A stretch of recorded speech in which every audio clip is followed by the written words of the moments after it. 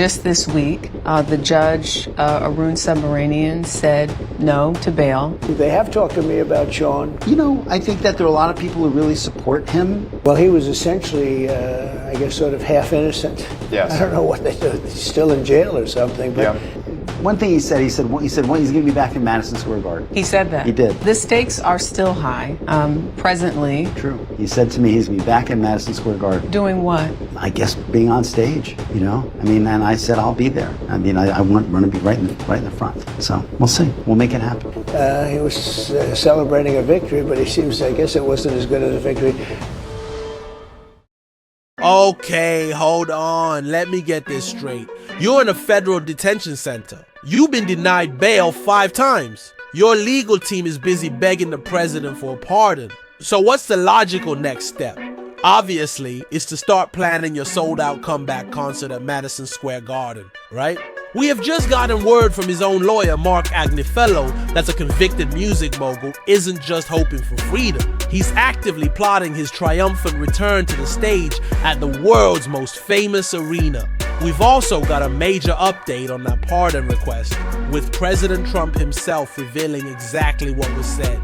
This is a level of confidence or delusion that we have to talk about. Forget the maggot-infested food claims. Forget the 5 denied bail requests. The new plan, apparently, is to manifest a comeback tour into existence. His lawyer went on CBS Mornings and told Jerrica Duncan that Diddy is already looking past his potential 20-year sentence and eyeing a microphone at MSG. We are going to break down this truly mind-boggling interview. Then we'll get into the latest on the pardon front, where President Trump gives his most detailed response yet. And it is a doozy. Is this all part of a grand master plan? Or is this just what happens when you run out of all other options? Let's get into it. So, where do we even begin? Let's start with a comeback. Diddy's head lawyer, Marc Agnifilo, who has been working overtime on this case, sat down for an interview with CBS Mornings. Now, you think he'd be there to talk about legal appeals, maybe the unconstitutionality of the Mann Act, right? Legal stuff. Nope. He was there to be Diddy's booking agent and PR manager. He tells Jerrica Duncan that Diddy's looking ahead to when he's a free man. Okay, optimistic, I get it. But what's he planning? According to Agnifilo. One thing he said, he's going to be back in Madison Square Garden. He said that. He did. He said to me he's going to be back in Madison Square Garden. Doing what? I guess being on stage, you know? I mean, and I said I'll be there. I mean, I want to be right in the front. So we'll see. We'll make it happen. Hold up, rewind. The lawyer said he'll be there. Is he going to be on stage? Is he the opening act? What is happening? Your client is a convicted felon awaiting sentencing, and you're on national television RSVPing to his hypothetical comeback concert. This is not normal. This is a PR move disguised as a legal update.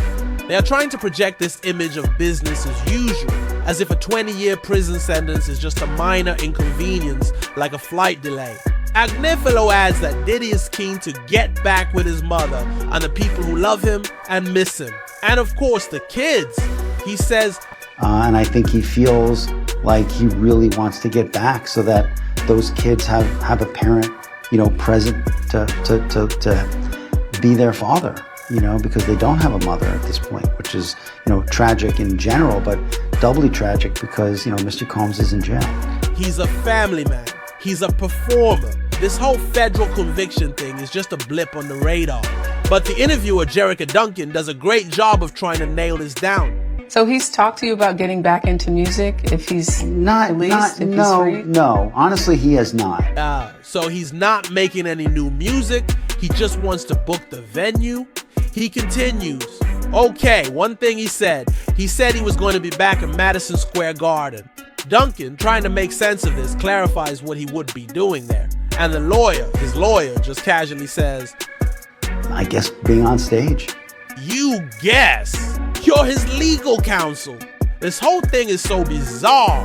It feels like they're just throwing spaghetti at the wall to see what sticks, trying to change the public conversation from convicted felon to beloved entertainer planning a comeback.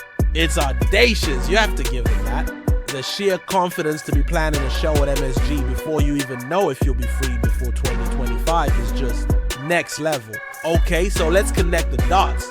How does one go from a federal detention center to the stage of Madison Square Garden? Well, that brings us back to that desperate Hail Mary we talked about last time. The presidential pardon. And we have a major update. This isn't from a source or a rumor anymore. This is from the man himself, President Donald Trump. He was asked about it again on Newsmax and he confirmed everything. He said, They have talked to me about Sean. Confirmed the conversation happened. But it's Trump's analysis of the situation that is pure gold. He starts by saying, Well, he was essentially, I guess, sort of half innocent. Yes. I don't know what they do. He's still in jail or something. But half innocent. What does that even mean? You're either innocent or you're not. It's not a pizza. You can't be half pepperoni, half innocent. Was he acquitted of the more serious charges? Yes. Was he convicted on 2 federal counts? Also, yes. That's not half innocent. That's guilty, but not as guilty as he could have been. The mental gymnastics here are worthy of an Olympic gold medal. Then Trump gets into the real reason he's on the fence. And it has nothing to do with the law. He says, I was very friendly with him. I got along with him great. But when I ran for office, he was very hostile. Like you, we're human beings. Right. And we don't like to have things cloud our judgment, right? But when you knew someone and you were fine, and then you run for office and he made some terrible statements. So I don't know, it's more difficult. It makes it more, I'm being honest, it makes it more difficult to do. He is literally admitting that his personal feelings about Diddy being mean to him are making the decision more difficult. This is the most human and also the most unbelievable political moment. The fate of a man's freedom might hinge on whether or not he was nice to the president on Twitter 5 years ago. You cannot write this stuff. So after all that, what's the bottom line? The Newsmax host, Rob Finnerty, asks him directly if he's more likely a no for Combs, and Trump's response? More difficult. It makes it more, I'm being honest, it makes it more difficult to do. So there it is, the comeback tour at Madison Square Garden. The plan to get back to his family. It all hinges on this pardon. And the person with the power to grant it just said on national television, it makes it more difficult to do. Because Diddy wasn't nice to him. This whole comeback plan is built on a foundation of pure hope and fantasy. So what have we learned today? We've learned that you can be a convicted felon awaiting sentencing and still have your lawyer out there booking your imaginary comeback tour. And we've learned that when it comes to a presidential pardon, the line between justice and personal feelings can get very blurry. This is truly one for the history books. But I have to turn it over to you guys now. What do you think of this Madison Square Garden comeback plan?